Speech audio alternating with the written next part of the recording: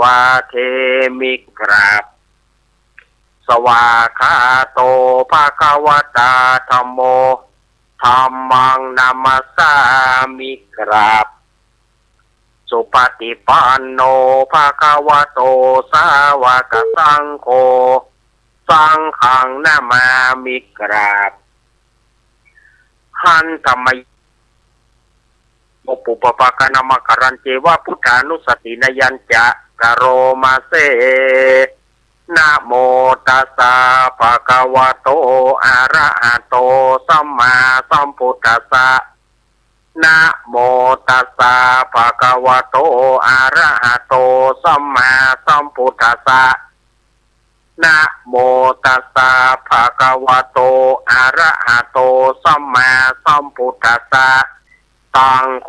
ปนาภะคะวันตังเอวังการยโนกิติสัตโตอะปุกโตอิติปิโสภะคะวะอะระหังสัมมาสัมพุทโธวิชาจารณะสัมปันโนสุขโตโลกวิโทอนุตตโรปุริสธรรมสารติสัทธเทวมนุสานังพุทโธภะคะวะติหันธรรมยังพุทธาภิกิติงกโรมาเส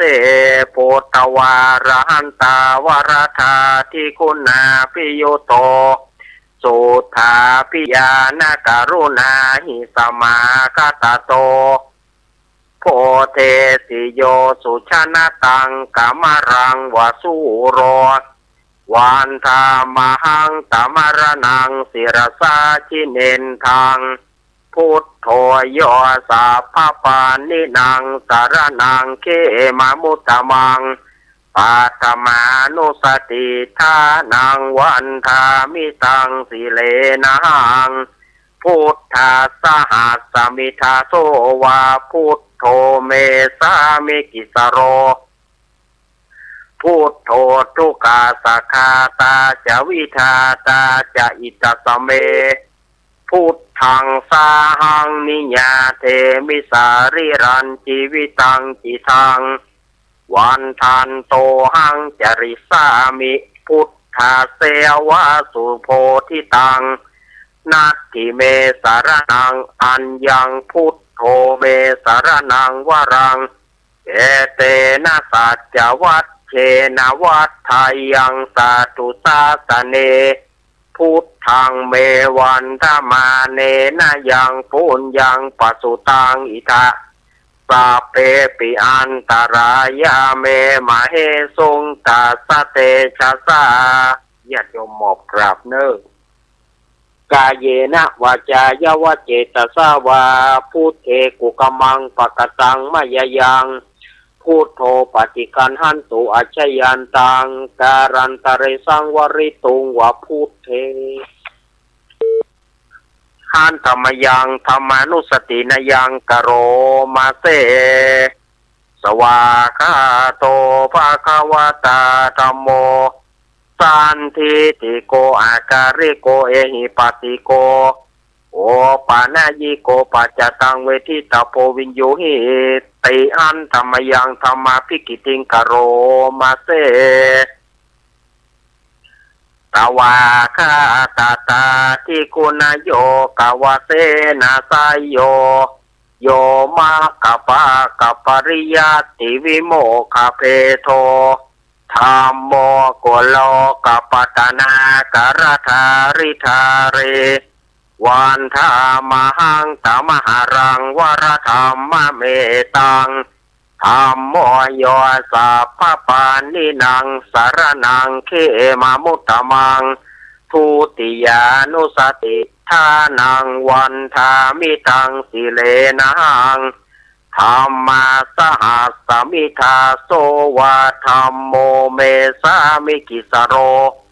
สังโฆทุกขาสัคาตาจะวิทาตาจะอิตสเมธัมมังสาหังนิยาเทมิสาริรันชีวิตังจิตังวันทันโตหังจริสามิธัมมาเสวะสุธรรมตังนาทิเมสารนังอัญญังธัมโมเมสารนังวรังเอเตนะสัจจวัตเช นวัฏไทยังสาธุสาสเนธรรมังเมวันธมาเนนะยังปุญญังปัสสุตังอิทะสัพเพปิอันตรายาเมมะเหสุงตัสสะเตชะสาญาติโยมหมอบเลิกกาเยนะวาจายวเจตสาวาธัมเมกุกมังปะกตังมะยะยังธัมโมปฏิกันหันตุอัจฉยันตังการันตะเรสังวริตุวะธัมเมหันธรรมยังสังขานุสตินายังกโรมาเสสุปฏิปันโนภะคะวะโตสาวกสังโฆอุชุปฏิปันโนภะคะวะโตสาวกสังโฆยายะปฏิปันโนภะคะวะโตสาวกสังโฆสามีจิปฏิปันโนภะคะวะโตสาวกสังโฆญาติทางจัตตาริปุริสายุคานิอัตถปุริสาปุกลาเอสะภะคะวะโตสาวกสังโฆอาหุนายโยปาหุนายโยทักขินายโยอัญชริการนิโยอานุตตทังบุญญาเกตังโรกัสสะติหันธรรมยังสังฆาภิกิติงกโรมาเสสัทธามาโชโสปฏิปฏิคุณาพิโยโตโยตระพิโรอริยปุการาสังคเสโทสิราทิธรรมปวาราสยกายจิโตวันธามหังตมริยานาคารังสุตุทังสังโฆโยสัพพปานินางสารนังเขมามุตตมังตาติยานุสติทานังวันธามิตังติเลนะหังสังฆาสหัสสมิทาโส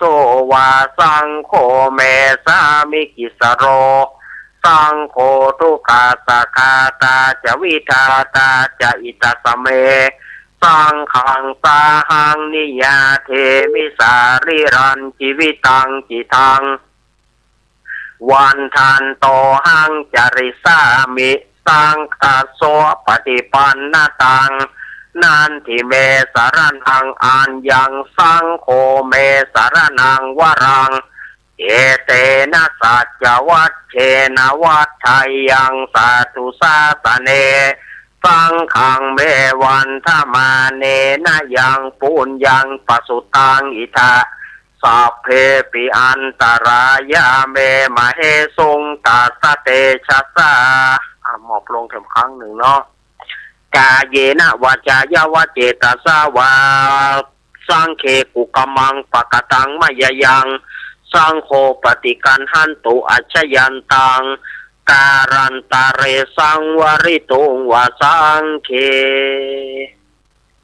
สตายาติโยมกรวดน้ำเลิกกรวดน้ำเนาะ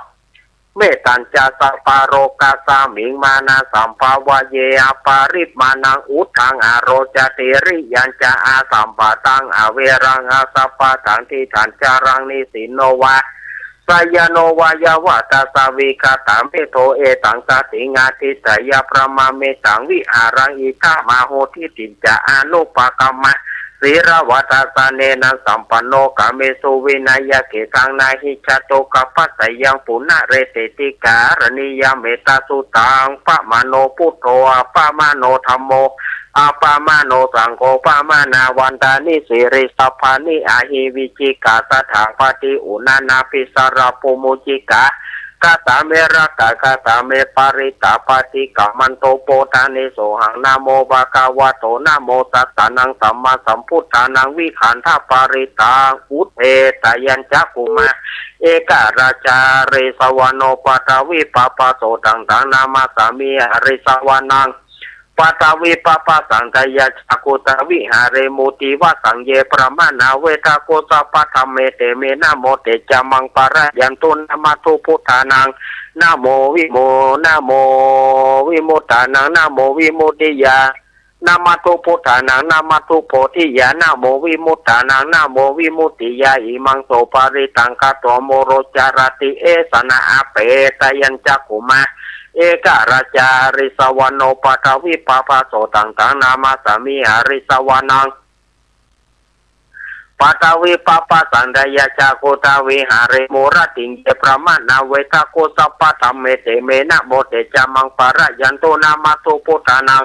นามาตุโพธิญาณโมวิมุตตานังนาโมวิมุตติยาอิมังโสปาริตังกะโตโมโรวะสัมมากัปปะอิติโมระปริตังเอตาวตาจามเหหิสัมปะทังบุญญาสัมปะทังสเปเตวานุโมทันตุสัพพะสัมปติสิทธิยาทานังคะทันตุสัทธายเสรระกตุสัพพะตาปาวนาเปรตาหนตุกัจจันตุเตวตากาตสัพเพพุทธาปรปัตตาปสิกานันจะยังปรังอรหันตานาจเตเจนาระคังวันดามิสัพพะโสภวัตุสัพพะมังการะกันตุสัพพะเทวตาสัพพะพุทธานุภาเวนัสสะสุถิงภวันตุเตภวัตุสัพพะมังการะกันตุสัพพะเทวตาสัพพะธัมมะ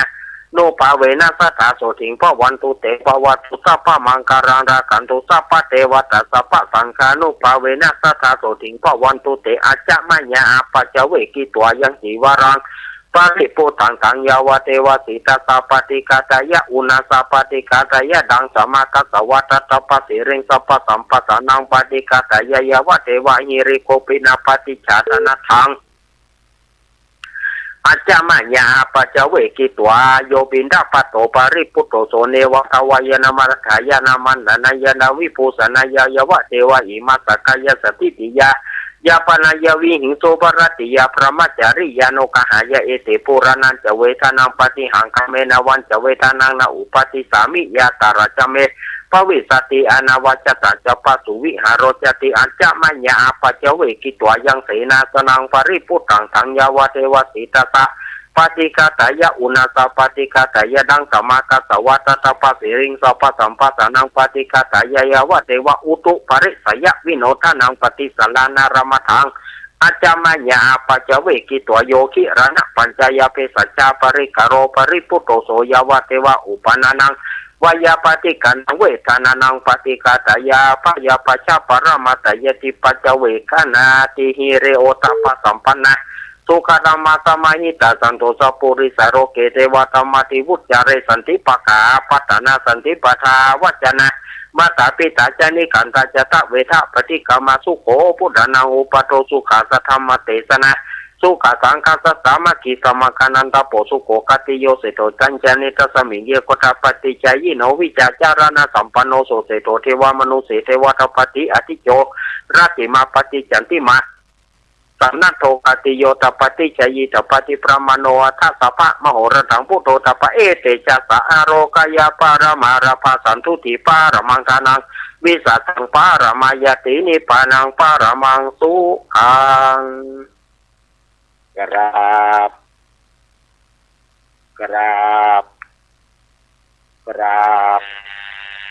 อ้าวเรียบร้อยเนอะสถานยัตตมอาตมาก็เป็นหัวน้ำสวดธรรมวัดเย็นแล้วก็สวดธรรมวัดเย็นแล้วก็สวดหยาดน้ำแล้วก็ใส่กำเข้าสถาในการสวดอัจฉริยะเป็นการใส่กำเข้าสถาบอกเป็นบาปเป็นกรรมที่สถาญาติโยมได้เป็นญาติโยมอุปถากเข้าน้ำโภชนะอาหารถึงวันก็เอาบทอัจฉริยะเนี่ยใส่สถาญาติโยมเกิดมาก็บ่ได้ใจนี่กันเกิดมาภาวะจติใดก็บ่ได้ใจนี่กันบ่ได้เป็นงัวเป็นควายใจนี่สถาญาติโยมเพิ่นคือว่าสวดอัจฉริยะเนอะ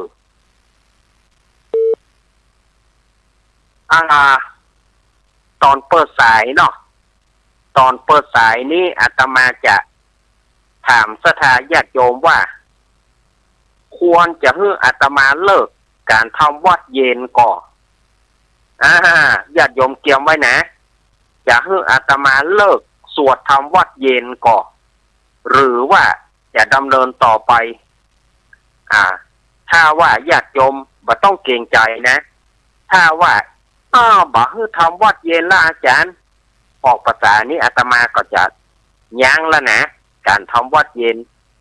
แต่ถ้าศรัทธาญาติโยมต้องการให้สวดอยู่ต้องการให้ทำวัดเย็นอาตมาก็จะทำอยู่แต่ถ้าว่าศรัทธาญาติโยมว่า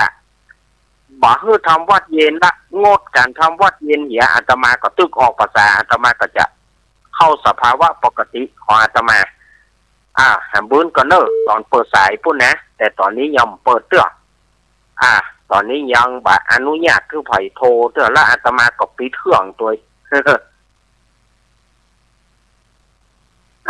ศรัทธาญาติโยมก็วันเวลาอย่างที่อาตมาว่ามันโว้ยกำเดียวก็จะได้เดือนหนึ่งก็เด็กก็จะได้เดือนบัดนี้เข้าพรรษาก็มาละ2 เดือนกับ13 วันแล้วได้10 วันพระละก็เหลือทำ3 วันพระก็อันแถม3 วันพระก็จะหมดภาษาเมื่อหมดภาษาแล้วหมดพรรษาแล้วก็เข้าสู่การตักบาตรเทโวโรหณะวันที่8ปีนี้จะตรงกับวันที่8 ตุลาคมเนอะวันที่8 ตุลาคมจะเป็นวันตักบาตรเทโวก็มีหลายวัดหลายว่าตั้งวัดอาตมาก็มีวัดพระธาตุเจ้าโดยน้อยก็มีวัดพระธาตุเจ้าโดยน้อยก็เปิ้นก็จะตักบาตรเทโวประจำทุกปีที่ตีนคันไดนะตีนบันไดน่ะที่อาจารย์พ่อบอกอู้เชิงบันไดอีกถ้าเอาอู้เชิงบันไดละอ่อนชอบแต่คนเฒ่าคนแก่บ่เข้าใจแต่เนาะเขาก็เลยว่าตีนบันไดน่ะกันตีนบันไดน่ะวัดพระธาตุได้น้อยเปิ้นจัดกูปีอันนี้ก็วันที่8นะวันที่8นี้ก็จะเป็นการเริ่มต้นของการฤดูการกฐินฤดูการกฐินก็จะมาแล้วเริ่มตั้งแต่วันที่8 ตุลาคมไปจนถึง5 พฤศจิกายนตึกวันเดือนยี่เปงนั่นนะวันที่5 พฤศจิกายนปีนี้นะเรื่องของการทำบุญกฐินอาตมาก็ว่าไปละอันนี้ส่งการอันนี้ส่งการกฐินแล้วก็อันนี้ส่งของการตอดวันนั้นอาตมาก็อู้ให้ฟังละตอดการตอดนี่การตอดอย่างใดการตอดอย่างใดการตอดเนี่ยก็คือว่าเขาอย่างที่อาตมาอู้ไปสมัยก่อนเพิ่นตอดตู้เจ้าหลวงตู้เจ้าหลวงค่ายสิศรัทธาขออย่างใดก็ได้จะสิติกเพิ่นก็เลยลักแปลงขวดตาลแปลงตอดแปลงขวดตาลแล้วก็เอาไปวางไว้กลางขวงวัดกะจิบทบลมล่ำถ้าตู้เจ้าเปิ้นมีใจห่อเปิ้นจะลงมาฮับแล้วเปิ้นจะตักเปิ้นแบบจะว่านำได้นำฮับเถอะเปิ้นจะตักว่าขวดตาลนี่ของไผแน่ของผีก็ว่าของคนก็เอาไปของผีก็เอาไปถ้าเป็นของผีก็เอาไปถ้าเป็นของคนก็มานี่จะเยี่ยมญาติน้ำหมายตาลเนอะถ้าเปิ้นมีใจฮักนะถ้าเปิ้นมีใจจัดเปิ้นมีใจให้อยู่อีนะเปิ้นจะมาฮับการตอดนั้นแต่ถ้าว่าเปิ้นบ่มีใจแล้วเนี่ยอย่างใดเปิ้นก็ตึงบ่ลงมาอันนั้นก็สุดปัญญาไอ้นอแล้วเนอะนั่นน่ะอันนั้นก็คือสุดปัญญาไอ้นอละปล่อยไอ้นอเด้ออันนั้นน่ะ มันตึงบ่ไหวละแสดงว่าสายอ้อมสายดังเข่งติ้งๆละเขาก็บ่ต้องฝืนบางคนจะฝืนตู้เจ้าสมมติว่าตู้เจ้าให้สิฝืนจะไปสิกันนะบ่ทั้งสิกะมันแห้มกันเนี่ยของอย่างอีกแต่เขาถ้าขอเปิ้นถ้าเปิ้นอยู่ก็แสดงว่าเปิ้นมีใจห่ออยู่ถ้าว่าเปียงไหนก็จ้างถ้าเปิ้นบ่อยู่แล้วนะเปียงใดก็ได้บ่ถ้าไปฝืนเปิ้นบ่ถ้าไปฝืนเปิ้นถ้าเอาฝืนจะเป็นอย่างก็อาจารย์เกิดเปิ้นไปทำผิดวินัยเกิดเปิ้นไปผิดอาบัติผิดวินัยก็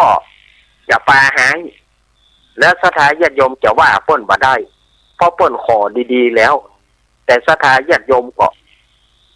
บ่ตกลงขอเปิ้นติดๆเกิดเปิ้นไปทำอะไรอย่างที่มันบ่ถูกบ่ต้องก็จะไปว่าให้เปิ้นบ่ได้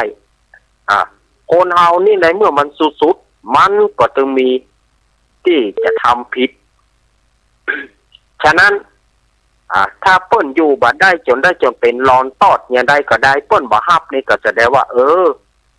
เปิ้นบ่เอาละเปิ้นบ่เอาละก็ปล่อยเปิ้นไปเถอะจะไปทรมานเปิ้นปล่อยเปิ้นไปเถอะตามเปิ้นจะทุกข์เนี่ยได้ก็สุดแต่วิถีทางของเปิ้นสุดแต่กรรมแต่เวรที่เปิ้นสร้างมาตามยถากรรมที่เปิ้นสร้างมาจะไปตุ๊กอย่างใดคนเฮานี่มันลิขิตกันบ่ได้บางคนอยู่ดีสบายบอกว่าล่นไข่ซิกออกมามันอย่างว่านั่นนะไผบ่ฮู้กับไผไผบ่ใจฮู้กับไผในวัดนี้ยิ่งบาเดียวนี่ซ้ำแห้งอย่างที่อาตมาว่าไปเมื่อเจ้านี่นะคนเฮามันมองกันมองข้ามยิ่งกว่าอย่างก่อนมองข้ามกันไปบางคนจังตู้เจ้าวัดเดียวกันดูถูกดูแคลนจังตู้เจ้าวัดเดียวกันจังบ่นับบ่ถือตู้เจ้าวัดเดียวกันทางที่เคยกันนะรู้จักกันนะรู้จักกันแล้วก็คุ้นกันเป็นอย่างดีแต่ว่าศรัทธาญาติโยมพอได้ยินข่าวตู้เจ้าบดีก็ปากันจังปากันจังแล้วก็จังบอกว่ากันจ้วงจับเถียววัดเถียวว่าจ้วงจับเถียวตู้เจ้าวัดเดียวกันปะหน้านับถือปอแล้วจะมาทำบุญในที่วัดเนี่ยศรัทธาญาติโยมว่ามันล้ำแห่ไปอาตมาว่ามันล้ำแห่ก็บ้านเฮามันจะไปมียังบ้านเฮาก็ตึงหูกันอยู่อย่างที่อาตมาว่าเมื่อเจ้าเนี่ยใส่ขี้โคตรโต๊ดขี้ปุสุมาญาติโยมเนอะใส่ขี้โคตรโต๊ดขี้ปุเข้าหูกันหมดนั่นแหละเข้าหูกันอยู่ก็เขาจะไปตัวกระแสของโซเชียลจะไปตัวกระแสของค่านิยมยังยังอยู่ไปอยู่มาจ้างไอ้นี่ก็ปากันจ้างไอ้ตัวนี้ตึงหมู่อย่างมันก็บาดใจมันก็บาดใจแสดงญาติโยมมันต้องมีเหตุมีผลจะไปเอารวมเปกันก็บ้านเฮานี่เฮาหันกันอยู่ลูกบางคนบ้านน่านับถือบ่ทุกเจ้าเหมือนกันหมดล่าตามล่าเนี่ยอย่างที่อาตมาว่าเนี่ยการใส่บาตรถ้าใครบอกมีคนใส่ถึงใส่ก็ใส่เทสะเทเสียมันเป็นอย่างอี้รู้เนี่ยอาตมาก็จึงมาแก้ไขกับญาติโยมว่าเฮาเลือกส่วนที่ดีส่วนที่บดีที่มันเป็นเข้านอกแนวไปนั้นน่ะก็แล้วแต่เปิ้นมันเป็นเวรเป็นกรรมของเปิ้นมาอย่างอันกรรมของเปิ้นกรรมเวร500เปิ้นมาเป็นอันแล้วเปิ้นก็มาทำตัวอย่างอันมันเป็นเวรกรรม500เฮาบ่อาจจะลิขิตได้มันเป็นกรรมมาอย่างมานี่ปอบไผ่บ่อาจจะหูได้เพราะว่าแต่ละท่านแต่ละคนตู้เจ้าแต่ละรูปก็ปุถุชนคนดีเฮาเหมือนกันปุถุชนไม่ได้มีไผ่เป็นอริยะเจ้าฉะนั้นศรัทธาญาติโยมควรพินิจพิเคราะห์เอาควรนึกใจบางคนว่าใส่หน้าใส่ตาบ้าหน้าไหวตู้เจ้าพระไหนบ้าหน้าไหวเสียดายมือไหวเขายิ่งหยางเนี่ยบางทีเอาก็สลดโคตรหูใจเหมือนกันญาติโยมสลดโคตรหูใจเกี่ยวกับวัดกับว่าเนี่ยอาตมาเขาก็พยายามทำดีพยายามทำดีๆพยายามสวดมนต์เพื่ออย่างส สวดมนต์เพื่อล้างบาปแก่ศรัทธาญาติโยมตัวบ่เจ้าว่าอาตมาเขาสวดมนต์นี่บ่มีประโยชน์ประยำใช่นะก็จะบรรเทาบาปศรัทธาญาติโยมตัวเพราะว่าศรัทธาญาติโยมจ้วงจากพระสงฆ์องค์เจ้าตัวจ้วงจากศาสนาตัวศาสนาห้าวอกนี่เนี่ยศาสนาห้าปั้นไตฮะตุ้มนับถืออ่ะบางคนว่าไปอย่างอันอย่างที่อาตมาอู้แต่เจ้าตายก็ไปเอาไหนตายก็ถ้วยวัดนั่นนะป่านปอกก็คือเขาได้ตู้เจ้าสวดอภิธรรมเก่าเปิ้นมาก็โคตรทุกเปิ้นมาตู้เจ้าแห่นิมนต์อย่างมาโคตรทุกเปิ้นมาปอตัดเป็นตัดตายวัดนี้ฮะตัวบ่เข้าแล้วไปเข้าวัดอื่นก็วัดนั่นนะจะไปเป็นศรัทธาวัดอื่นก็เข้าฮะมันเข้าหาวัดก็เข้าก็แม่น่ะวัดตูนก็วัดเหมือนกันนะแม่นก็ศรัทธาญาติโยมบ่เข้าวัดนี้ก็ไปเข้าวัดอื่นไปเป็นศรัทธาวัดอื่นพอวัดอื่นจะมีการมีงานวนเวอร์บ่ให้เป็นเจ้าภาพในที่สุดก็มาตายเหล่าเก่านั่นนะแล้วก็ตู้เจ้าที่เขาจางนั่นนะเนนที่เขาจางนั่นนะจะลากเข้าไปหิวสุมาเถอะ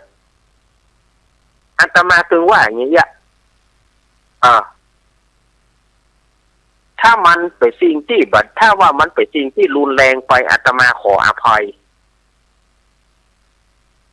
อาตมาอู้ไปนี่นะศรัทธาญาติโยมจะไปโคตรว่าอาจารย์เขาว่าไปล้ำเหลือบ่ได้ล้ำเหลือไปเรื่องบ่มีเขาจะเอามาอู้ได้จะใดบางคนว่าไปจนถึงว่าบางคนว่าไปจนบ่นับบ่ถือคนฮ้องว่าบ่นับถือตู้พระคือนับผ้าเหลืองบ่นับถือกองเฟืองก็ขอคือนับถือเม็ดข้าวบางคนนั้นณปัจจุบันเนี่ยพอมันมีข่าวเกี่ยวกับตู้เจ้าขึ้นมาบ่แห่มุนี่มันมองข้ามกันว่ากันไปบางคนแจ้งมาแบบอย่างเนอะบากอมบาดเซาะขอตานหวังสตางค์หวังปัจจัยแน่ความจริงก็ที่เจ้าพระนายก็โปรดญาติโยมนะเอาบุญให้ญาติโยมถ้าญาติโยมใส่บาตรญาติโยมก็ได้บุญว่าจำเป็นต้องปัจจัยขอแค่เข้าก้อนหนึ่งหรือว่าเข้าปากหนึ่งแกงน้อยหนึ่งก่อให้อัตภาพของพระสงฆ์องค์เจ้าอยู่ได้ถ้าพระสงฆ์องค์เจ้าอยู่บ่ได้แล้วญาติโยมพร้อมมีตู้เจ้าพระนายวัดแห่งไปก็จะไปซ้อหาตู้เจ้าละก็ไปซ้อหาอย่างก็ไปซ้อหาคนที่เขาจางนั้นนะไปซ้อหาตู้เจ้าไปซ้อหาตู้เจ้าจะมีวัดไหนจะไปขอมาอยู่วัดเฮามีศรัทธาวัดเฮาบ่มีตู้เจ้าก็เดือดร้อนฉะนั้นหนักนิดเบาหน่อยอภัยให้กันตู้เจ้าบ้านเดียวกันนะผิดถูกอย่างใดก็คือบ้านเดียวกันอารมณ์อร่อยกันที่ไหนดีก็อภัยให้กันจะไปถืออย่างอันอย่างนี้บางคนตาบอดและเอามาสอนเปิ้นอาตมาบ่ได้สอนแต่อาตมาชี้ทางให้ญาติโยมอธิบายให้ญาติโยมเข้าใจตะอันอาตมาไม่มีเจตนาสอนบางคนแอนตี้ตาบอดเถียอวดหูอวดลวกมาสอนเปิ้นไปยังบางคนก็ว่าคือเฮา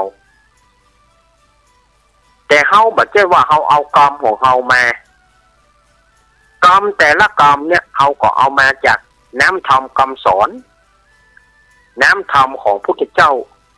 พระพุทธเจ้าเปิ้นก็บ่ได้ว่าสอนแต่เปิ้นก็ชี้ทางให้อบรมบ่มจิตบ่มใจศรัทธาญาติโยมไผจะฮับก็ได้ไผบ่ฮับเปิ้นก็บอกว่า ปิ้นอุปมาเหมือนว่าเอากับเข้าไปคือขำตีเอาเข้ากับเข้าไปคือขำตีโยมฮับก็แสดงว่าโยมก็ได้กินอิ่มโยมบ่ฮับโยมก็กั้นเหมือนกับบุญเขาเนี่ยเขาฟังไปเขาก็จะได้บุญไปแต่ถ้าเขาอยู่ๆบอกฟังคว่ำบาดเถียปีเถียโยมก็เลยบอกหูที่มาที่ไปเป็นอย่างไรก็บอกหูที่มาที่ไปเป็นอย่างไรเลยบอกหูเนี่ยมันเหมือนเอาเข้าไปส่งเนี่ยโยมกินก็โยมอิ่มโยมบักกินโยมคว่ำบาดเถียคว่ำฝาคว่ำจานเข้าคว่ำกับเข้าโยมก็ไม่ได้กินละฉะนั้นอาตมาก็ฝากไว้นะสดาญาติโยมบ่ใช่ว่าหยังเพราะว่าจึงวันนี้วัดเฮาศาสนาเฮามันปล่อยแต่จะเสียบางคนไปโทษสถาบันวัดบ่ดีต่อไปจะบ่ทำบุญกับวัดทำบุญกับวัดเจ้าก็เสียกับเสียนั่นแล้วญาติโยมจะเอาอย่างมาเป็นเนื้อนาบุญเล่าอันเพื่อจะว่าพระสงฆ์ควรเป็นเนื้อนาบุญแล้วโยมบ่เอาเนื้อนาบุญโยมจะไปทำบุญกับเจ้าบ้านเจ้าบ้านฝันปอนมันจะรอดมันจะไปถึงก็อาตมาก็บ่ฮู้แต่ว่าญาติโยมบางคนนี่ว่าไปเลยว่าบ่อยากจะทำบุญกับวัดทำบุญกับวัดเสียหายเสียตึงขึ้นตึงล่องการแล้วหยอดก็เอาผีตายไปจะได้กินบางคนว่าไปผีตายไปจะได้กินทุกเจ้าเนี่ยเอาถ้าเราคิดถึงบุญกุศลของทิพย์มันถึงเปิ่นแล้วแต่ที่มันเป็นสิ่งเหล่านั้นมันเป็นของหยาบเปิ้นก็มองว่าเป็นแค่เปลือกขนมเท่านั้นเป็นแค่ตองกินส้มเท่านั้นที่มันมีอยู่แต่ของทิพย์นั้นเนื้อในมันจริงๆเป็นของทิพย์นั้นเปิ้นไปรอดไปถึงแล้วอันนี้อาตมาฝากไว้นะสถาญาติโยมแต่เจ้าเนี่ยอาตมาก็อยู่กับสถาญาติโยมอย่าเกินชั่วโมงเน้นมาถ้าไปบิณฑบาตจะอยู่เมินก็สถาญาติโยมจะหนีแต่เหมาะมาอย่างควายล้ำเหลืออีเหรอเหมาะมาควายแล้วไปการกันหมดแล้วอีเหรอเหมาะมันอย่างได้ก็บดีนะมันก็จำเป็นที่จะต้องดำเนินการตามอริยตามประเพณีตามที่กิจของสงฆ์เอาไปเจ้าก็ศรัทธาญาติโยมก็จะตามใส่เอาไปขวายหน่อยศรัทธาญาติโยมเพื่อก็ไปการเพื่อละก็บ่มีเวลานักศรัทธาญาติโยมทั้งหลายอาตมาฝากไว้จะไปจังวัดจะไปจังศาสนาอันนั้นมันเป็นเพียงบุคคลมันเป็นเพียงบุคคลที่เขาทำบ่ดีมันเป็นตัวบุคคลมันเป็นส่วนบุคคลมันบ่ได้เกี่ยวกับวัดมันบ่ได้เกี่ยวกับศาสนาบางคนด่าศาสนาเสียหายเท่าที่อาตมาได้ยินนะทางโซเชียลก็ดีทางอย่างก็ดีบางทีเขาว่าศาสนาว่าตู้เจ้าแบบเสียหายยิ่งวัยรุ่นซ้ำให้บอกหูวัยรุ่นก็บอกหูที่มาที่ไปเอาไปแต่งเพลงกันไอ้ห่าไอ้เหี้ยอย่าโมโหเขาก็เป็นพลอยเป็นซับแต่โดยเขาศรัทธาญาติโยมเวลาช่วงแรกหมดแล้วเนอะอาตมาจะพักนะถ้าวัดเจติดต่อมาทำกรรมนี่ก็แสดงว่าอาตมาได้จัดช่วง2อยู่แต่ถ้าวัดเจบัดโทรมาก็แสดงว่ารายการครูบาอาจารย์ท่านอื่นเพิ่นเข้าอันนี้ก็ดูกับทำกรรมเนอะเดี๋ยวอาตมาพักก่อนนะจะไปฟังมูลขึ้นหนีไปไหนเส้นนะ ถ้าว่าได้จัดช่วงที่2เดี๋ยวอาตมาจะมาเปิดสายเฮ้อศรัทธาญาติโยมจะเฮ้อทำวัดเย็นอยู่ก่อนหรือว่าจะยุดไว้แค่ออกภาษานี้ก็เดี๋ยวอาตมาจะมาถามศรัทธาญาติโยมนะไปฟังหมุนขึ้นนี้ไปไหนกันเนอะเจริญปอน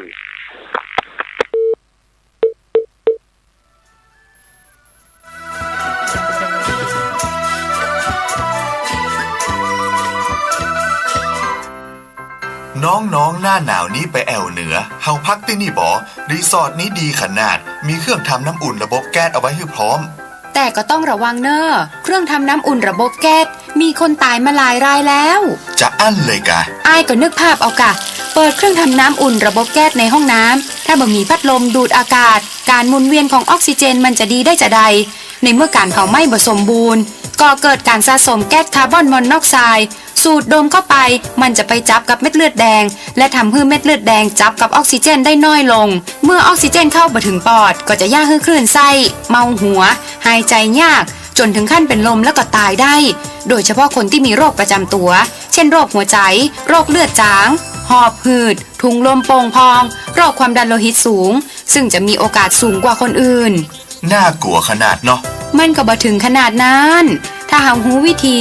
คือถ้าอาบน้ำด้วยเครื่องทำน้ำอุ่นระบบแก๊สบ่ดีอาบเกิน10นาทีจะต้องเปิดพัดลมระบายอากาศหรือให้อากาศถ่ายเทได้ดีอันนี้ก็จะช่วยได้นักถ้าหมู่เฮาแค่หูข้อมูลเพิ่มเติมโทรสอบถามได้ที่กลุ่มสื่อสารความเสี่ยงและพัฒนาพฤติกรรมสุขภาพสำนักงานป้องกันควบคุมโรคที่1เชียงใหม่053-140-774-6หรือสายด่วน1422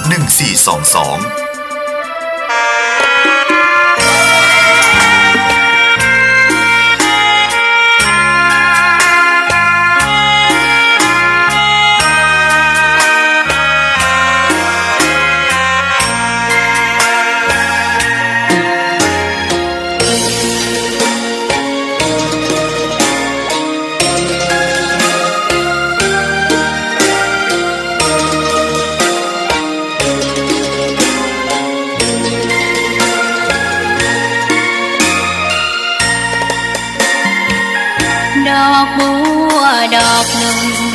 ตึงใจไว้เพื่อบูชาแด่องค์พระศาสดาสัมมาสัมพุทธเจ้ามีความงามเงียบไม่เปรียบเทียบเขาเทียบเราใครมองไม่งามช่างเขาแต่เจ้าก็คือดอกบัวด้วยความสัตย์ซื่อยึดถือความดีเป็นหลักใครรักไม่รักก็ไม่จมปลักมองมัวเมื่อโผล่พ้นน้ำก็เห็นความงามในตัวไม่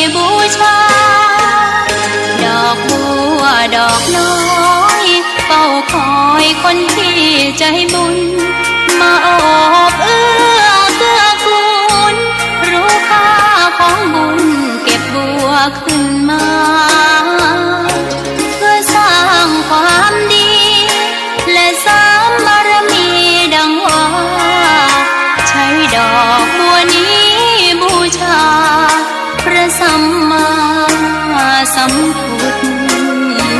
ทอง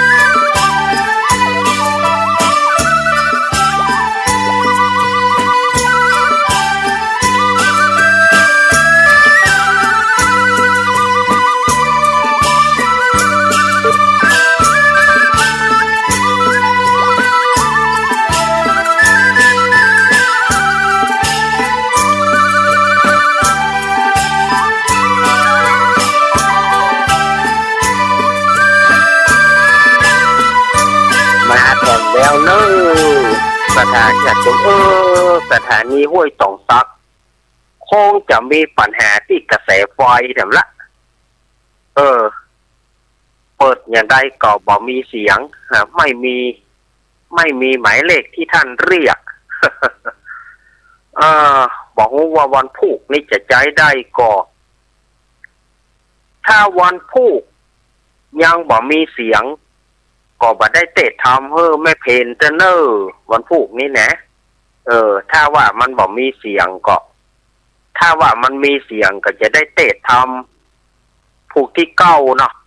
จะได้เตะทำสุวรรณแปะคำผูกที่เก้ากับแม่เพนแล้วก็ศรัทธาญาติโยมแต่ถ้า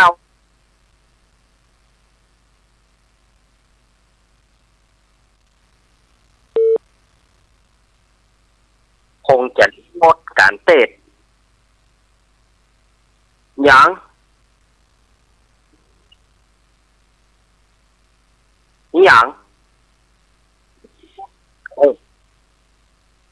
ศรัทธาญาติโยมเนาะวันพุธนี้นะจะลองดูก่อนว่าถ้าเกิดว่าสถานีห้วยตองซักบดังโซนใต้ก็บ่ได้ฟังธรรมเจ้าเนอะ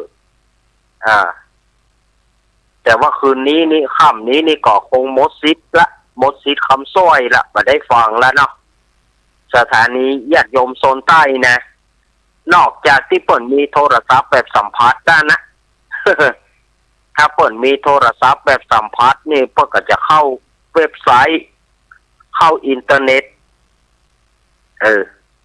ก็จะเข้าเว็บไซต์เข้าอินเทอร์เน็ตอย่างต่าง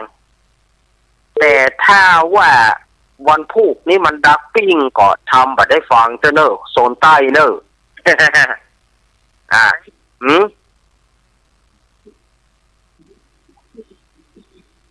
อันนี้ก็ขอบคุณท่านอาจารย์วิสุวัฒน์เด้อเนาะก็เดี๋ยวก็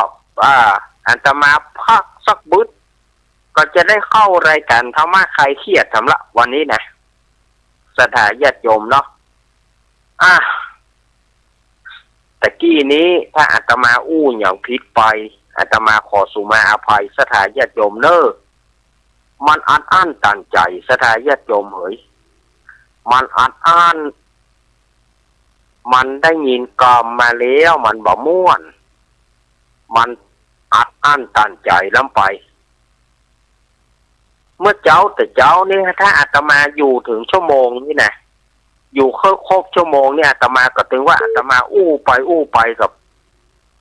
อาตมาจะให้แตกตัวอีกอาตมาก็ตึงหูตัวว่าขอเอาเกินชั่วโมงพอเพราะแต่เจ้าเนี่ยอาตมาถ้าว่าจัดไปนี่มันก็ตึงจัดไปบ่ได้มันโคตรล้ำมันโคตรล้ำแล้วก็มันอั้นตันใจเหลือเกินนะแต่เจ้านะถ้าจัดถึงเมื่อเจ้าแต่เจ้าถ้าจัดเต็มชั่วโมงคงจะบ่ได้เหมือนกันมันคงจะโผล่ของบดีออกมาอาตมาก็เลยตัดใจว่าไปบิณฑบาตดีกว่าเพื่อสบายใจก็เลยย้างอย่าเกินชั่วโมงเนาะมันบ่ม่วนใจล้ำไป ถึงสภาวะที่เปิ้นว่ามาเกี่ยวกับวัดกับว่าเฮาเปิ้นว่ามาแบบเสียหายเฮาในฐานะที่เป็นพุทธศาสนิกชนเฮาก็บ่ม่วน มันพุทธศาสนิกชนเฮาก็บ่ม่วนตัวเฮาซึ่งเป็นลูกศิษย์ลูกหาศิษย์ตถาคตซึ่งอยู่กับวัดกับว่ามันก็บ่ม่วนตัวฉะนั้นอาตมาก็ต้องขอสุแม่อภัยเฮาหูอยู่ว่าอารมณ์ที่บ่พึงปรารถนาเฮาก็อาจจะย้างเฮาไปที่อื่นดีกว่าสิ่งที่บ่ปรารถนาสิ่งที่เฮาจะบ่ควรอู้นั่นน่ะเฮาก็จะเลี่ยงไปวันนี้ศรัทธาญาติโยมสาธุชนทั้งหลายเนื่องด้วยว่าเหลือเวลาแถมบัดเท่าใดแล้วจะไกลออกพรรษาแล้วฉะนั้นศรัทธาญาติโยม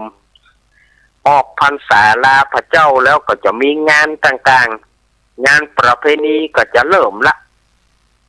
งานประเพณีต่างๆก็จะเริ่มละประเพณีส่งน้ำประเพณีต่างๆส่งน้ำพ่องส่งน้ำกูพ่องก็จะเริ่มละงานส่งน้ำกูงานส่งน้ำพระธาตุก็จะเริ่มขึ้นมาศรัทธาญาติโยมอย่างที่วัดดอนจานเนาะวัดดอนจานบ้านป่าจานนี่นะตำบลเวียงกาหลงอำเภอเวียงป่าเป้าจังหวัดเชียงรายซึ่งเป็นวัดบ้านเกิดของท่านอาจารย์ท่านพระครูอภิวัฒนวิกรมท่านบิ๊กบอสของเราเปิ้นก็จะได้จัดงานประเพณีส่งน้ำประจำปีส่งน้ำพระธาตุแล้วปีนี้น่าจะมีสลากตัวนะเนาะก็บอกนะปีนี้น่าจะมีสลากตัว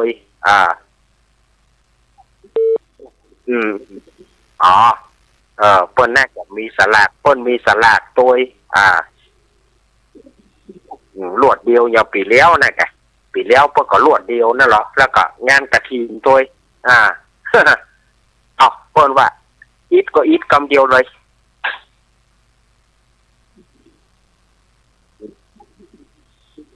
อิดเลยเอาเลยอิดกำเดียวบ่ต้องได้อิดหลายเตื้อนักก็คือมันนักกำเดียวฉะนั้นก่อศรัทธาญาติโยมก็จะไปลืมเน้อวัดดอนจันทร์บ้านป่าจันทร์ตำบลเวียงกาหลงอำเภอเวียงป่าเป้าจังหวัดเชียงรายพวกก็จะได้จัดประเพณีส่งน้ำพระธาตุประจำปีแล้วก็งานสลักกพัดแล้วก็งานกฐินวันที่11เนอะปีนี้เพิ่นเอาวันเสาร์ที่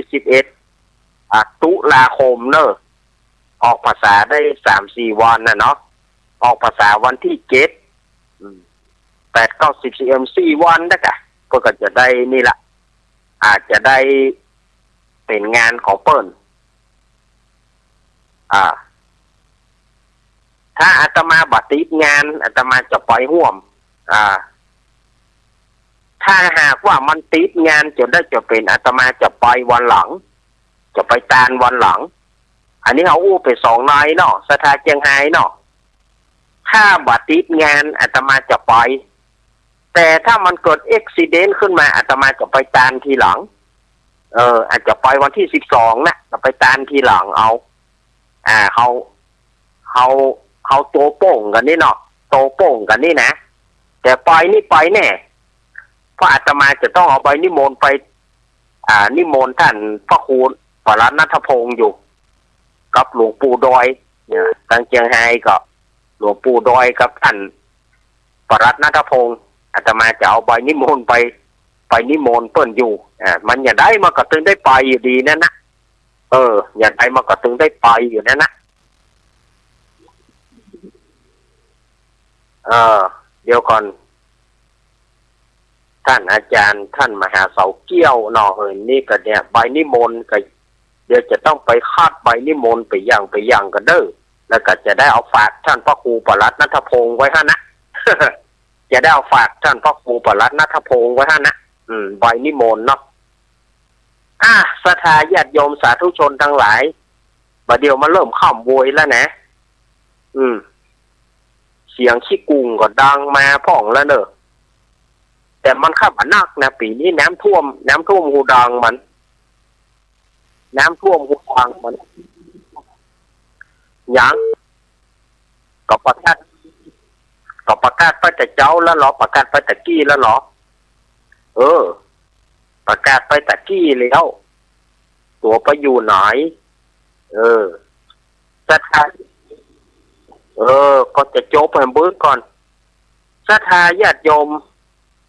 บัดเดี๋ยวนี้โทเนาะกึดเกิงหาสมัยหน้ากวางนะเนาะบัดเดี๋ยวนี้หน้าเนี่ยนะหน้ากวางสมัยอาตมาเป็นละอ่อนเนี่ยเมื่ออี้นี้กินข้าวแรงได้ไปแล้วบ่อนมีไหนไปแล้วแต่ก่อนอาตมาก็ใจย่อยๆเมื่อใดนักเลงกวางเหมือนกันนะสมัยก่อนกินข้าวแรงแล้วไปแล้วกวางไปสัก2 อ้อยตัวใดโจรดีก็ลวดได้ขายฮะนะตัวใดโจรดีนี่มันถึงถ้าเกิน5 หัวไปเขาถึงหลู่แล้วโหล เขาถึงหลู่ละสมัยก่อนมันก็แบบได้200 ปลาย200 ปลายปัดเท่าแปลว่าได้ขายดีขนาดขายกวางนะสมัยก่อนก็กวางโจรได้4-5 หัวแสดงว่ากวางโจรได้4-5 หัวม่วนละเบยเดี๋ยวเขาถึงหลู่ละขายบ่เขาแต่งไว้เจิงแล้วบ่ขายนะเจ้าว่าโจรอยู่เขาถึงมาหลู่คำตีนคำมือนะ200ขายเฮ้เลยส่งสูงสุด300300ก็ได้มานะขายกวางนี่นะสมัยก่อนนี่ม่วนแต่ก่อนที่หิมบ้านอาตมานะบ้านแม่ดานะแต่ก่อนมันมีเต่ากล้วยทอดมีนั่นอย่าเมื่อวานก็ทอดกล้วยทอดนั่นน่ะเมื่อคืนไฟมันเหลืออย่าไอ้บ่หกโจกโลนหมดนั่นเจ้าหมูเดียวกันนะบัดเดียวมันตายไปละไอ้บ่หกโจกโลนหมดนั่นกันโจรกวางการแล้วก็เดียวสาบกวางจีตึง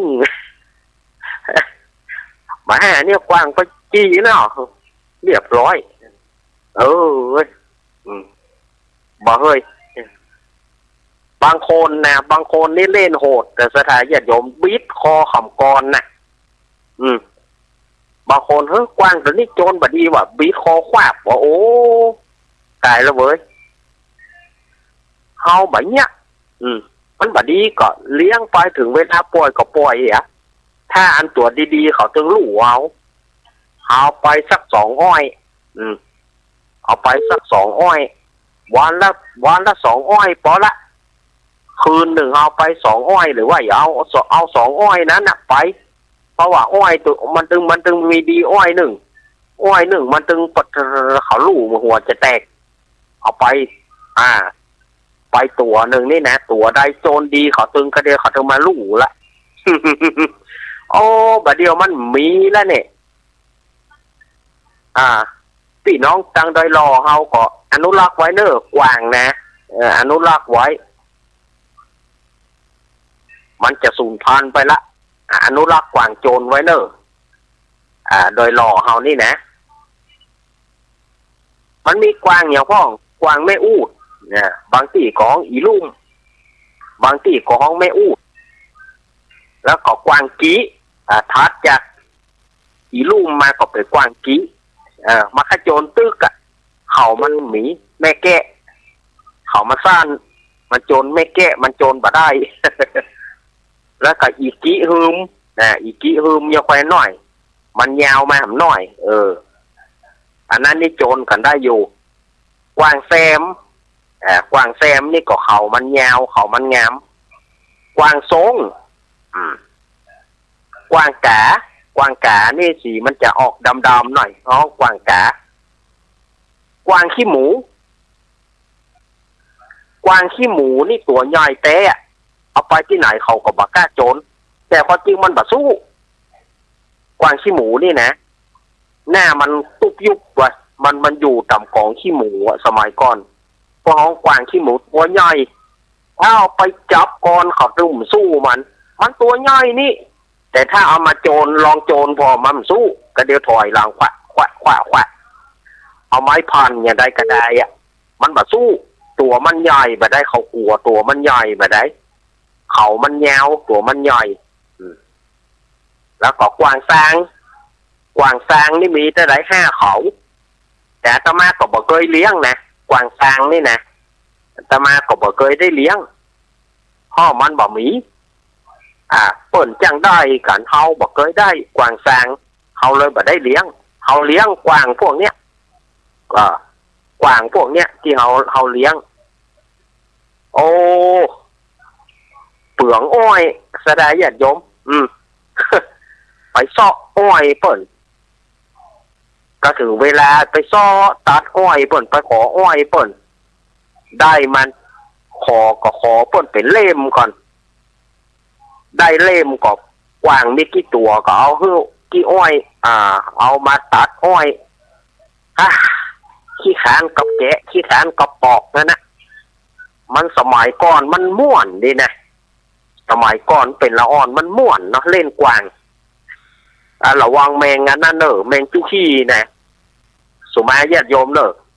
รู้จักก็บางที่ก็ห้องกับปุ้งขี้บางที่ก็ห้องแมงจุ้ขี้นะมันจะปนตัวกวางนะบินปื้อน้ำได้นำมือปัดเหม็นตึงบัดเดียวมันหมีละกะฮะแมงจุ้ขี้นั่นนะมันทำหมีละข้อบัดเดียวโคนเฮาเนี่ยมันมีห้องน้ำเป็นมาตรฐานเนาะสุมามันจะไปตำป่าตำโดงเนาะแต่ก่อนนี่มันนั่งตำป่าตำโดงเนี่ยแมงนั่นนักขนาดอะมันจะบินป่นมาตัวกวางนะบัดเดียวถ้าอย่างมีละสมัยก่อนนี่มีกะโจรกวางกะที่เขาแรงแล้วในเสียงตูดญาติโยมรู้จักตูดเนาะตูดที่พอเขาควายเนี่ยตูดเนี่ยก็ได้ยินเสียงตูดดังแล้วปาดจะแบกกันคนเอาไปกับคนอ้อย2อ้อยนะเอากวางไปละไปเปรียบกันเอาไปจับก่อนเอาไปจับก่อนแล้วก็เอาแม่อูดนั่นนะเอาแม่อูดหรือว่าอีลุ่มนั่นนะเอาแม่อูดหรือว่าอีลุ่มนะใส่ในต้นแปลงออฟล็อปไว้หรอออฟล็อปนั้นคือว่าเปิ้นเอาไว้ใส่อีอูดโดยเฉพาะอีลุ่มโดยเฉพาะเปิ้นขายเปิ้นมีฝาฮาร์ปไปหรอเอาออฟล็อปนั่นน่ะเปิ้นคนเฮานี่ก็บ่ดีนะจะโจรกวางเอาเพื่อมันดมไม่อูดเถอะเอาไม่อูดเขาจีดังมันแล้วก็ยูแล้วก็เอาใส่ออฟล็อปก่อนนั่นน่ะ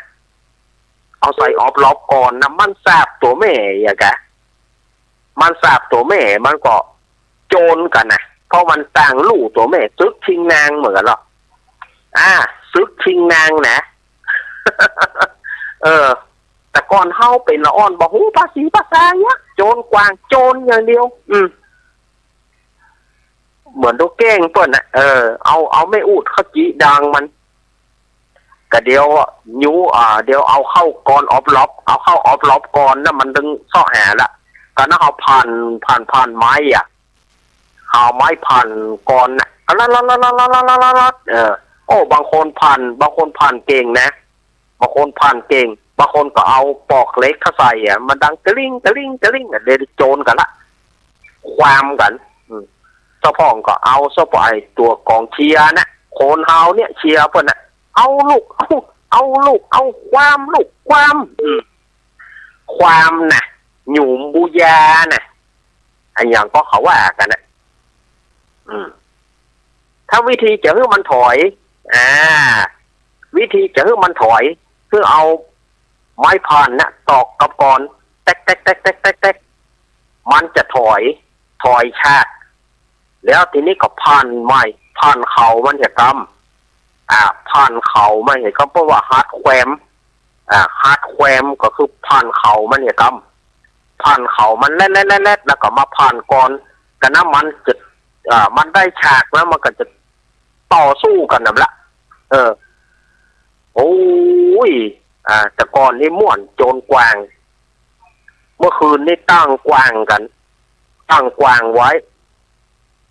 แล้วแต่จังอย่างเดียวเนอะศัตรูของกวางนี่นะจะกิ้มขี้เลมดอกตีนมันถ้าจะกิ้มได้เลมดอกตีนมันดอกตีนมันตายแล้วพอตีนเตยตั้งยังใจมันได้ละ จะกิ้มเนี่ยขี้เลมดอกตีนมันถ้าจะกิ้มไปเลมตีนมันได้เนี่ยตายอะกวางดีเปียงฟ้าตีนเตยตั้งยังห้อยตอกหยอกบอกเฮ้ย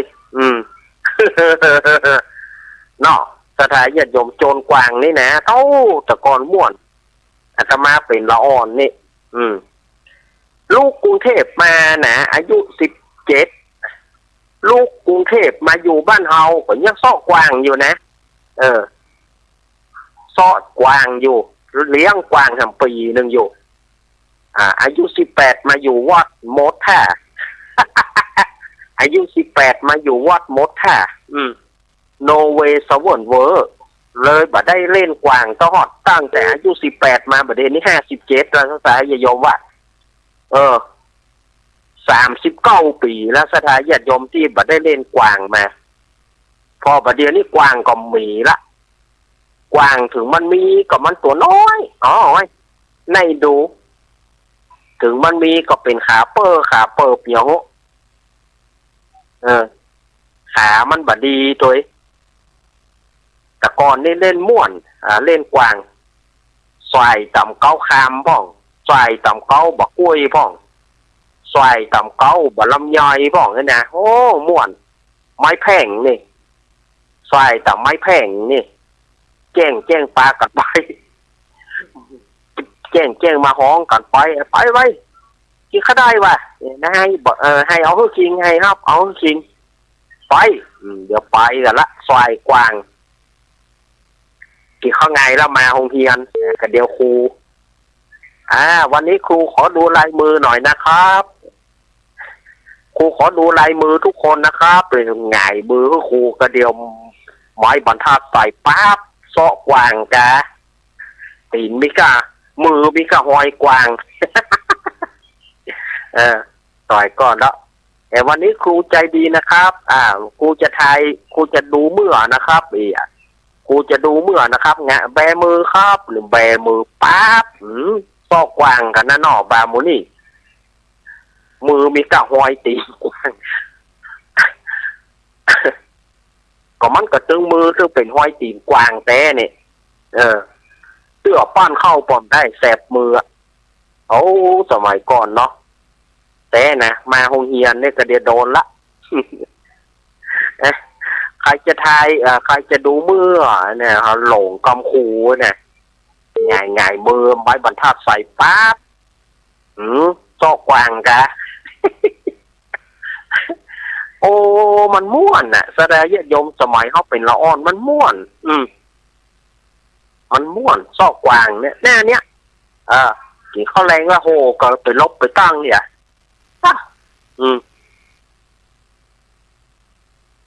สมัยก่อนป้อหมอพรเนาะป้อหมอพรเนี่ยเป็นไทยเป็นไทยเพชรบูรณ์มาอยู่บ้านอาตมา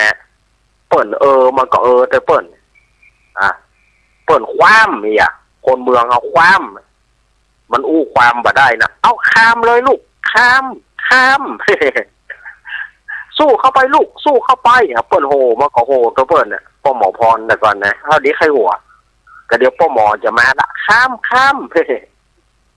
เปิ่นความเนี่ยความนี่เขาแสดงว่ามันเอาเขามันยึงอย่างเขามันหนีบกันนะตั้งตัวตั้งหนีบนะเพราะมันความกัน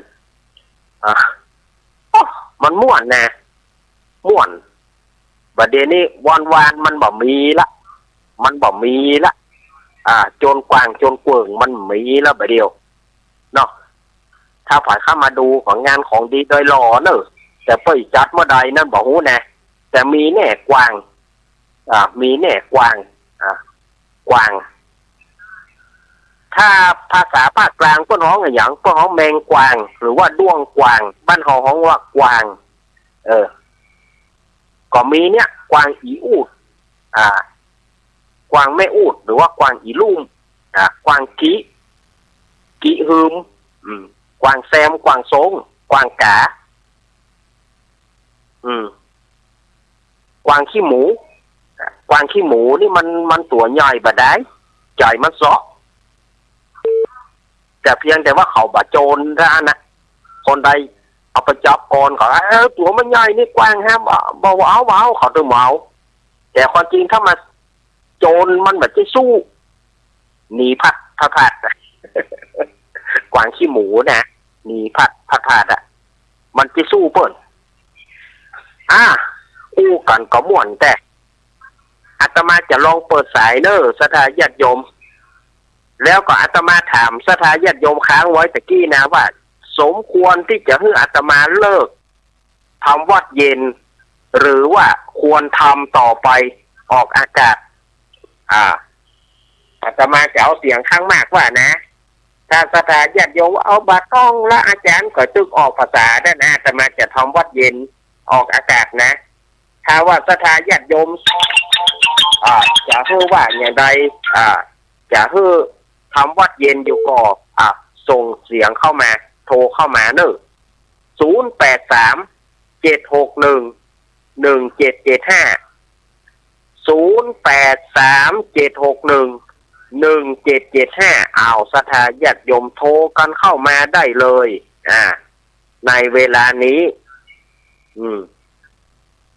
บาลาวันนี้อาตมาไปอย่าหมดละกัน ถ้าบันนี้ก็โทรมาเนอะถ้าบันนี้ก็โทรมาเนอะสถาญาติโยมก็เปย์นะ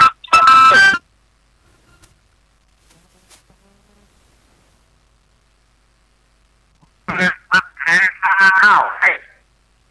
จะได้ของรายการนะทำไปเรื่อยๆครับทำไปเรื่อยๆมันต้องฟังลูกนกลูกกาอย่างนั้นทำไปเลยครับทำวัดไปเลยครับขอบคุณทำทั้งเจ้าทั้งเย็นก็ได้ครับเอาถึงเจ้าถึงเย็นถึงอย่างค่ำๆก็ได้ครับขอบคุณเนอะโทรมาใส่ใจนะครับขอบคุณเนอะเน่นมัสการแฟนพันธุ์แท้นี่ฟังเลยก็เดี๋ยวไปปะกับคุณเนอะเมื่อคืนพื้นนะไอ้ปะกันรายการธรรมะใครเครียดเนอะแฟนพันธุ์แท้นี่นะ ฟังทุกรายการของขึ้น104เนาะไอ้แฟนพันธุ์แท้นี่โอ้อนุโมทนาบุญเปิ้นกับช่ำชองเหมือนกันเรื่องเพลงเรื่องปัญหานะตายปัญหาเพลงปัญหาธรรมะเจริญปอนไม่ค่ะเจ้าแม่สีพันธุ์ตะแก้วปากไม่แดงโดยสะเก็ดเจ้าแม่สีพันธุ์โดยสะเก็ดเด็ดสะกอยวันนี้แม่ได้ทำว่าจริงแล้วมาจากลุงเรียนคอมพิวเตอร์ได้ทำเนาะสมควรจะให้เลิกก็ทำไปตลอดเพื่อลูกเขาเรียนทันเมื่อใดแม่มีโอกาสแม่จะได้ทำว่าจริงได้ไหว้พระกับอาจารย์ขอบคุณสบายดีเนาะ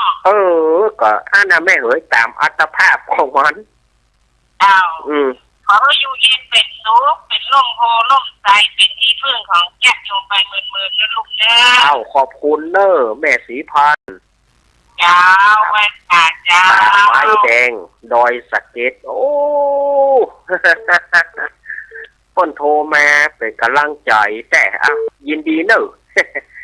อาตมาก็เล่นไปถามไปสถาญาติโยมถ้าว่าถ้าทำมาอาจารย์อาตมาก็จะงดตึกออกภาษาอาตมาว่านะเขาต้องถามใจศรัทธาก่อนถ้าเขาเลิกไปศรัทธาญาติโยมอาจารย์ยังมาทำแต่ว่ากิจกรรมนี่ก็คือจะตึกออกภาษากิจกรรมยกวัดมาบ้านนี่ก็คือว่าออกภาษาแล้วเขาก็จะได้ย้างกันเนาะเขาก็จะได้ย้างกันกิจกรรมยกวัดมาบ้านนี่นะเพราะว่ากิจกรรมยกวัดมาบ้านนี่ถ้าศีลหน้าแรงไปมันก็ไม่ค่อยมีละเขาก็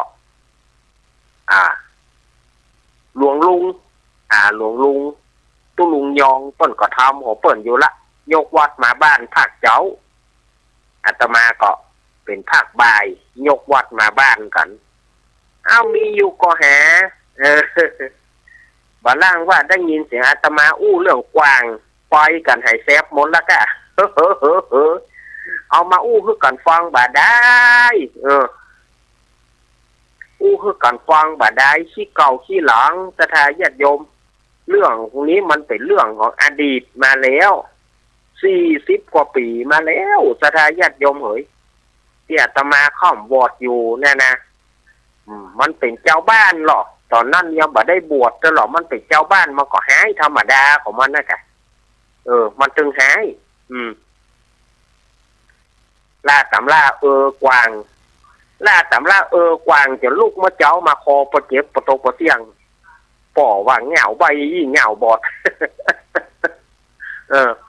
ป่อว่าเหงาบะจริงกวางโคกวางจนลูกมาเมื่อเจ้าเสียงจะป้มออกแล้วมันหายก่อญาติโยมว่าป่อจะป้มจังยังไงเหงาใบเหงาบอดโคนมันหูมเจริญปอน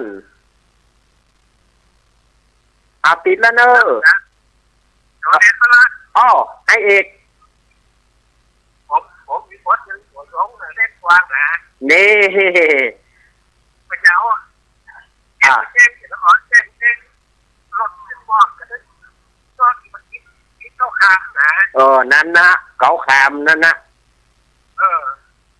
เข้าคามมันน่าเป็นบ้านผมที่หมดมันได้หมดเลยเขาตั้งไว้แต่ต้นมะม่วงต้นมะม่วงอย่างนี้เขาไว้สัก4-5 ต้นนะเขาตั้งนะเอาไปใจเอาใจเจ้าเนี่ยมันหวังต้องคิดมันจะผิดนะเอาไปเอาหัวแล้วเอาไปสร้างสีมันเลยไปสร้างสีที่ดูความก็ยาวแม่น่ะวันนั้นนี่เขาเอาคนที่คนลูกนั่งนำจะมานะมันหูมย้านลูก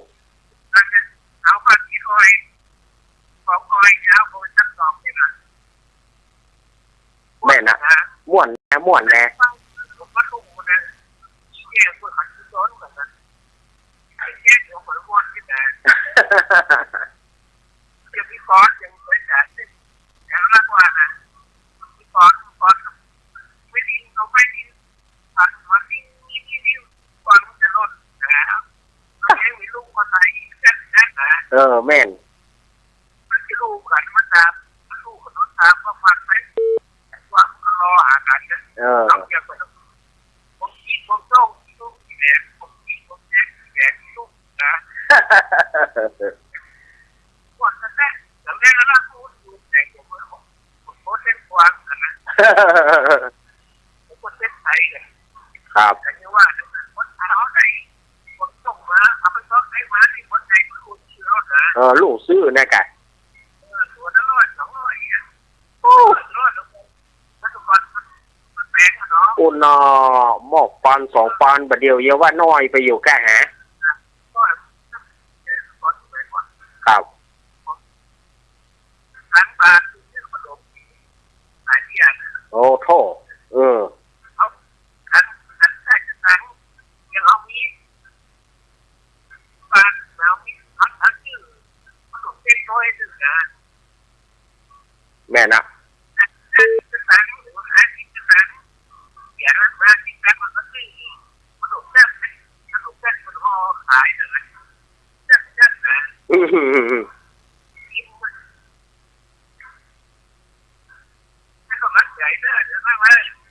ยินดีไอเอกเนอะ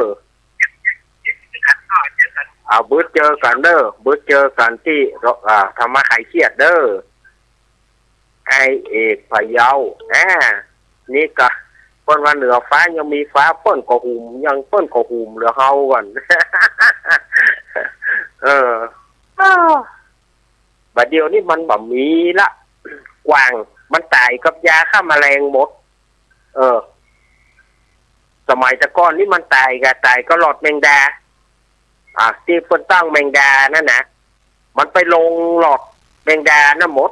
มันไปลงถังนั่นหมดจะหีดแมงจรอีเนียงอีเนิงหมดนั่นนะตะก้อนนะ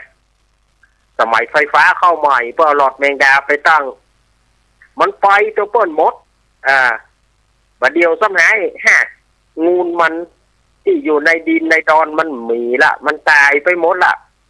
ด้วงมันบ่มีด้วงมันบ่มีตายไปประตกประเกี้ยงบัดเดียวเขาได้กินว่ะแมงจรน้อยย่อมบ่มีเหลือก็จะหลีดเปิ้นเลี้ยงน่ะขี้กุ้งก็ได้ยินไหนได้ยินเบาหูมีไหนบ่หูขอไปขายตัว2 บาทกับสถานยมตัว2 บาทตัว3 บาทว่ะ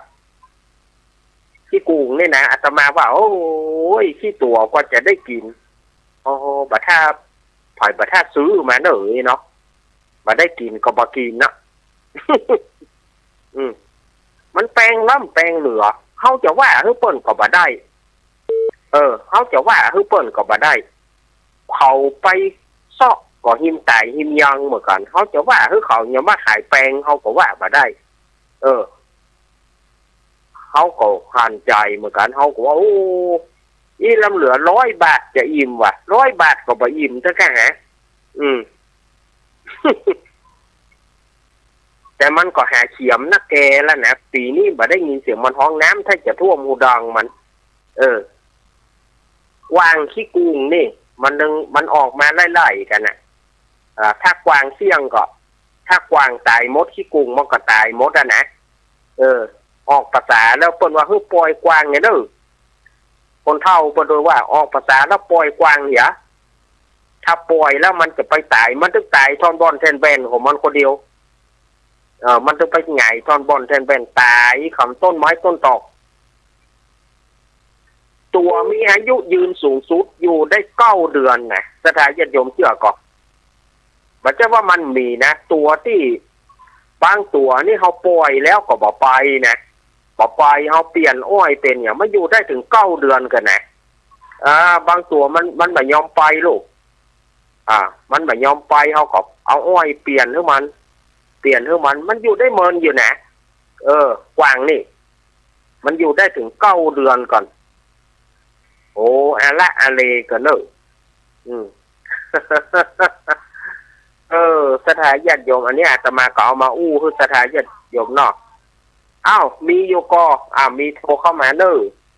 0837611775 กรรมเดียวก่อปะกับท่านอาจารย์ท่านพระครูปริยัติรัตนโชติหรือว่าท่านมหาเสาเกี้ยววัดห้องกูวัดห้องกูก็เดี๋ยวเปิ้นจะมาเทศธรรมเปิ้นจะมาบรรยายธรรมแล้วเอาละอ่อนมาสวดธรรมจักรกับปวัตนสูตรละอ่อนเก่งหรือเฮาก็สุดท้ายญาติโยมเฮาอย่าได้งูป่าละอ่อนได้หมดนะเฮาบ่ค่อยไปงานร่วมกับมันเฮาบ่ค่อยไปงานนะเฮาอายละอ่อนสวดธรรมจักรนะโพจะเลี่ยนแรด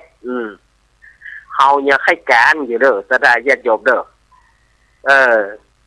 ขนาดเฮาเป็นคนใหญ่นี่นะการละอ่อนนะท่านพระครูเปิ้นสอนดีเปิ้นสอนหลายรุ่นนี่เอาเพื่อละอ่อนต้องได้สวดธรรมจักรทั้งหมดเจริญปอนเจ้ากราบนมัสการเจ้าอาจารย์ฟังขึ้นสีขาวชัดเจนดีเจ้าขึ้นไหนขึ้นสีขาวเจ้าอันแม่อยู่ที่แม่อันวัดไฟหินเจ้าวัดไฟหินเนาะเจ้าอันแม่หยังแม่นิเวศยามาซักบ้านเอาไว้เจ้าแม่นิเวศนั่นเนาะแม่ฟังจาก104ฟังจาก104เจ้าอันที่กรุงบ้านข้าเจ้าบ้านโยมคณะตัว2บัดเกิงกันเนอะนะว่านี่ล่ำเหลือเจ้านี่กินก็ได้บ่กินก็ได้บ่กินสักแต่ก็ได้นะเฮ้ยอีแม่เอ้ยแพงเจ้าก็มาก กินก็ได้เนาะเจ้าเป็นกำลังใจให้เจ้าขอบคุณนะแม่นิเวศเนอะเจ้านิเวศยามัสสาเจ้าเนอะอีกะมาเป็นกำลังใจกันท่องแต่สายมันบอกให้กืนนะเพราะว่าเปิ้นถ้าจะกินข้าวกินน้ำกันอยู่มันเป็นเวลาที่เปิ้นเลิกการเลิกงานกันเนาะเจ้ายินดีแม่เนอะเจ้าฝนตกอะยังมีลมนักขนาดท่านยันลมนักขอโทษลมดีกว่าเจ้ายินดีแม่เนอะสาธุเจ้านี่เปิ้นอยู่แม่นิเวศนี่นะเปิ้นก็โทรมาเปิ้นว่าฟังจากเครื่องสีขาวจะฟังจากวัดไฟหินฟังวัดไฟหินก็คือฟังจาก104แล้วก็หายไปจัดหลายนะนี่ตั้งเชียงไฮ้มีก็พะเยาไอเอกเม่นเล่นมานอกนั้นก็หายแซบหมดพี่น้องเชียงไฮ้น้อยใจโอกเด้อน้อยใจโอกแน่พ่อบุญธรรมก่อหายแม่นิดก่อหายแม่สีดาก่อหายพ่อหลวงวิน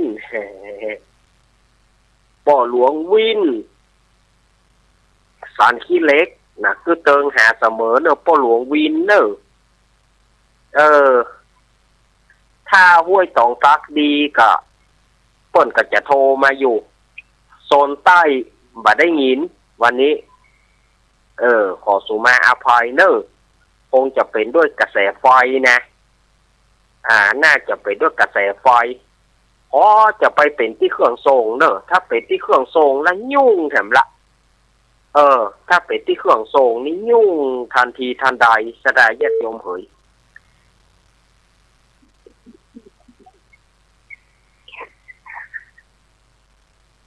นั่นบอกว่ามันเป็นการอย่างเนอะฟังกับดักติ้งนะไม่มีสัญญาณตอบรับจากหมายเลขที่ท่านเรียก มีก็แฮมีกระโทรเข้ามา0837611775โทรเข้ามาเนอะสถาญาติโยมยายพร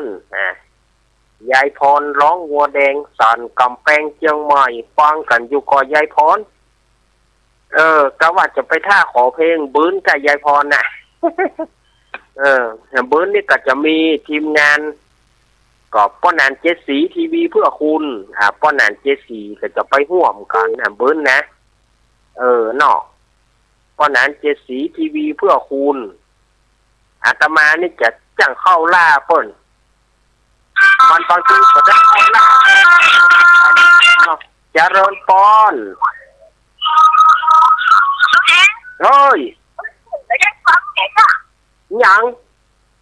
บ้านนี่คนนี้นะสวยชรานะสวยชรานะที่เสียงเพลงนี่นะเปิ้นมีกล้วยสลากแต่บ้านประจานบ้านหลักบ้านประจานก็ดูนะผมมีเวลาคุยยาววันนี้บ้านเองบ้านอะไรบ่เป็นอย่างเนอะเจ้าเจ้ายินดียายพรเนอะเจ้าเปิ้นดาป่วยสลากเปิ้นดาสักวันนี้อย่างโอ๊ตเอาเข้าไป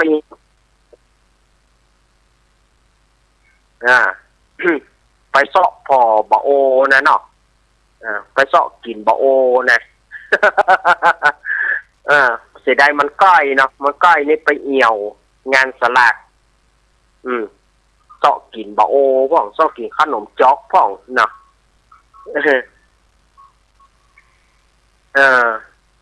สลัดกระพัด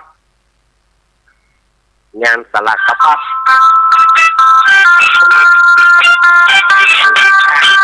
เจริญปอนค หวันนั่งโจนกวางตะกอนแหละ โจนกวางอ่ะแม่โทรจากที่ไหนโอ้จากไทยหินนะเจ้าแม่ยังแม่ดี ออนใต้สังกะแปงออนใต้สังกะแปงเนาะเจ้าแม่ดีตัวด้วยเดี๋ยวพอมาโทรอีกวันนี้โทรมาแจ้งอยู่ว่าจะมาได้โทรเขาเปิดเพลงดังเหรอตั้งวัดเปิดเพลงดังล่ำไปวัดเป็นไกลวัดก็มาห่างตีดเธอนี่แม่กำแพงขนาดมันว่าเขาปดเราไม่ไปได้ยินอย่างว่าบึ้งบ้างกันเนาะโอ้แม่มาจ้างจะแม่ขนาดหลวงปู่ล่ากับหินผูกเหมือนกันจะลาคะวัดหลวงปู่ล่าเนาะวัดป่าตึงเจ้าแม่ดีอายุเท่าใดนี่แม่ดี68นะเจ้า68โอ้เกิด500เนาะ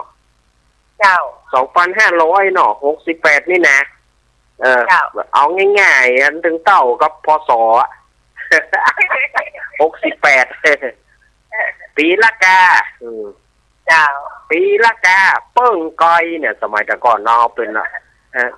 ปีอะไรปีละกาเปิ้งก้อยเอาเป็นนักเรียนนะม่วนนะเนาะเจ้าจะกำลังใจให้ท่านนะเจ้ายินดีไม่ดีเนอะเจ้า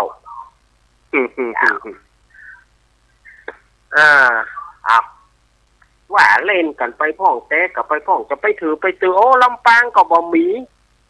เชียงไฮ้ก็บ่มีเอา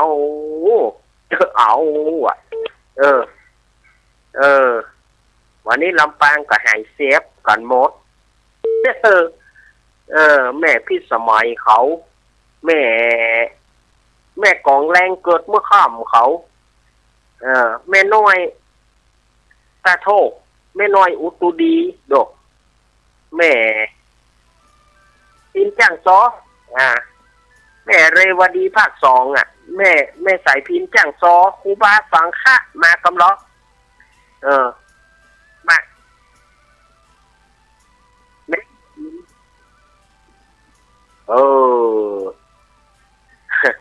เจว่าบุรวาดอันท่านอาจารย์มหาสมชาติชาตาปัญโยจัดเลี้ยวไปก็ว่าลำปางอย่ามาหายเนาะลำปางอย่าว่าหายหายกันประเสียงเป็นว่าเพิ่นเอาสัญญาณจากวัดบุญยวาดเพิ่นก็ส่งสัญญาณท่านอาจารย์มหาสมชาติชาตาปัญโยเพิ่นจัดก็เลี้ยวกันไปพออีกอย่างหนึ่งคำเดียวเฮาก็จะจบละก็เฮาก็จะหมดละเวลาเฮาเนาะเล่นไปศรัทธาญาติโยมจะไปถือไปตือกันอาตมาตัวเป็นอย่างเงี้ยอาตมาถึงบอกว่าโยกขึ้นมันเหี่ยตนโยกขึ้นมันเหี่ยตนบัดถ้าไปถือไปตืออย่างโยกขึ้นมันเหี่ยตนหนึ่งความหายความโซนนี่นะความที่บูเพราะว่าบูทุกประการนี่นะโยกขึ้นมันเหี่ยตนเดียวนะแล้วมันจึงมีโตนเดียวนะในขึ้นสีขาวมีโตนเดียวเนี่ยในขึ้นสีขาวเนี่ยงามก็บ่งามรอก็บ่รอศรัทธาญาติโยมว่าที่ปุ่มก็หลามมันแสนที่จะบ่งามมะนะมีในอาตมาโตนเดียวท่านนะนอกนั้นเปิ่นหล่อเปิ่นงามหมดมีกะเฮาคนเดียวบ่งามเนาะนั่นว่าเปิ่นนะเนาะศรัทธาญาติโยมอาตมาฝากไว้นะอย่าไปศรัทธาญาติโยมเด้อก็ตักบาตรเทโวเนอวันที่8นะวัดพระธาตุดอยน้อยตีนคันไดนาควัดพระธาตุดอยน้อยโดยมีพระเดชพระคุณหลวงพ่อสาธุกิจจานันท์เจ้าคณะอำเภอดอยหล่อวัดเจ้าวาดวัดพระธาตุเจ้าดอยน้อย เป็นประธานในพิธีก็จะมีส่วนราชการประชาชนทั้งหลายก็จะมาร่วมกันตักบาตรเทโวโรหณะที่วัดพระธาตุดอยน้อยที่เชิงบันไดนาคเนอะเชิงบันไดนาคก็เขาจะขึ้นฮะนะที่เขาจะขึ้นฮะนะเปิ้นจัดท่านประจำกุปีเปิ้นจัดลุ่มดอยเปิ้นจัดลุ่มดอยเนอะก่อนจะไปลืมไปห่วมกินห่วมตาลครับ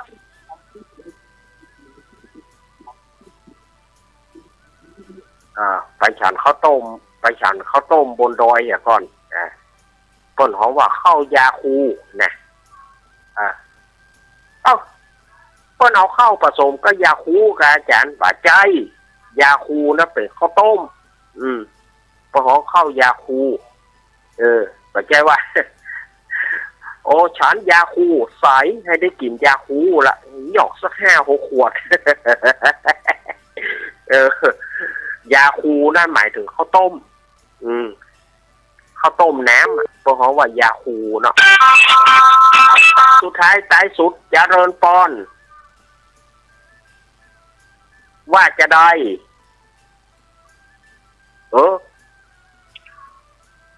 เอาโทรจาก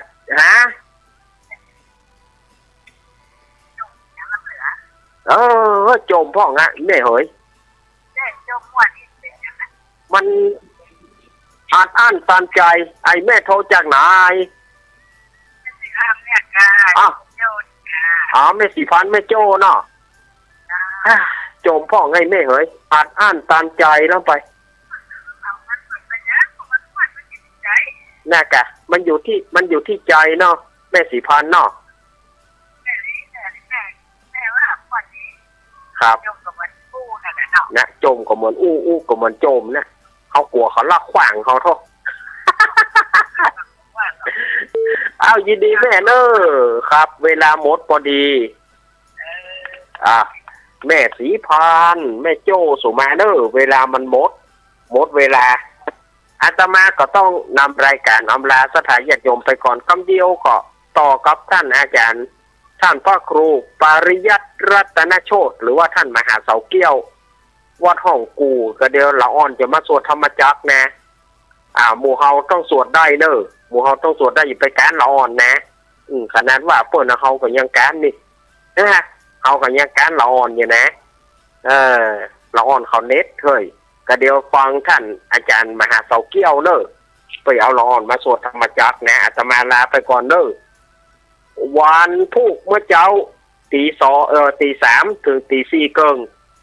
เอาวันพุธเมื่อเจ้าปากันแถมเนอสถานญาติโยมพรุ่งนี้ตี 3 ถึงตี 4 ครึ่งวันพุธปากันแถม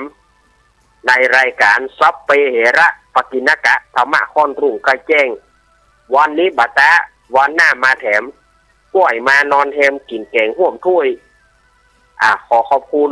แม่อาจารย์โมเดิร์นเรดิโอขอบคุณท่านอาจารย์ท่านพระครูสมุวิสุวัฒน์วรกิจโจครับขอบคุณทุกเสียงทุกสายที่โทรมาตามอันใดที่อาตมาอู้ไปมันบ่ถูกอกบ่ถูกใจขอสู่มาอภัยเนาะวันพรุ่งนี้ปะกันใหม่แล้วก็คืนนี้รายการธรรมะคลายเครียดก็ปะกับอาตมาแถมช่วงวันน่ะอาตมาจะเข้าช่วง3 ทุ่มปลายเดี๋ยวก็ปะกันในรอบที่2เนอร์ในช่วงที่104เนอร์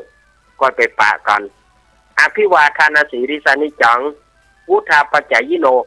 จัตตารโรธรรมวัฏันติอายุวโนสุขังปะลัง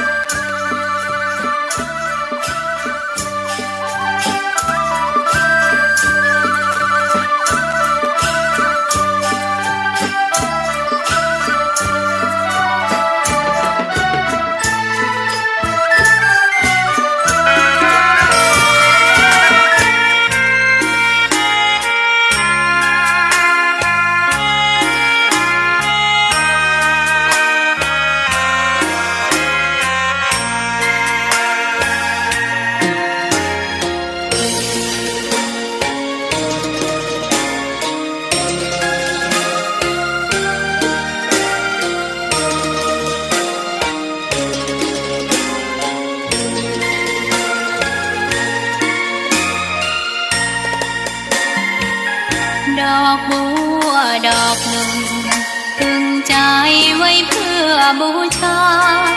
แด่องค์พระศาสดาสัมมาสัมพุทธเจ้ามีความงามเงียบไม่เปรียบเทียบเขาเทียบเราใครมองไม่งามช่างเขาแต่เจ้าก็คือดอกบัวด้วยความสัตย์ซื่อยึดถือความดีเป็นหลักใครรักไม่รักก็ไม่จมปลักมองมัวเมื่อโผล่พ้นน้ำก็เห็นความงามในตัวไม่ยึดติดในตมชั่วขอเป็นดอกบัวดอกเดียวใครไม่มองว่าบัวงามเด่นแต่บัวก็เป็นดอกบัวทุกวันอย่างนี้ไม่อยากเด่นดังแต่มุ่งหวังในทางเด่นดีเกิดมาเพื่อสร้างบารมีถวายชีพนี้บูชาดอกบัวดอกน้อยเฝ้าคอยคนที่ใจบุญมาโอบเอื้อเกื้อกูลรู้ค่าของบุญเก็บบัวขึ้นมาเพื่อสร้างความดีและเสริมบารมีดังว่าใช้ดอกบัวนี้บูชาพระสัมมาสัมพุทธองค์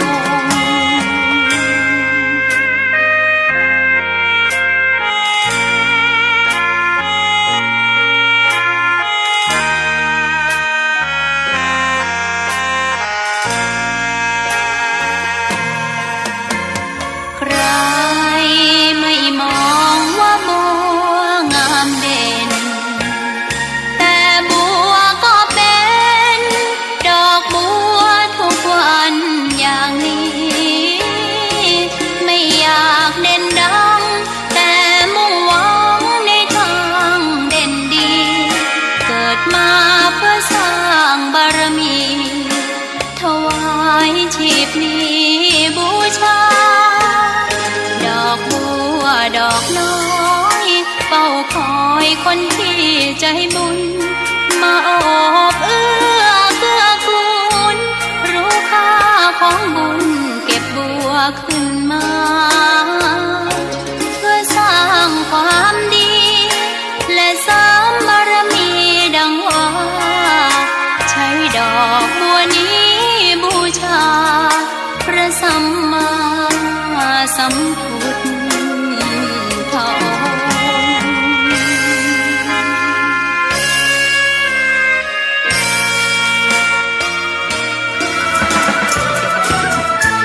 งค์จากที่สูงเรียก1669กระดูกหักเรียก1669บาดเจ็บกระดูกสันหลังเรียก1669ไฟฟ้าช็อตเรียก1669ไฟไหม้น้ำร้อนลวกอย่างรุนแรงเรียก1669จมน้ำเรียก1669ถูกยิงเรียก1669ถูกแทงเรียก1669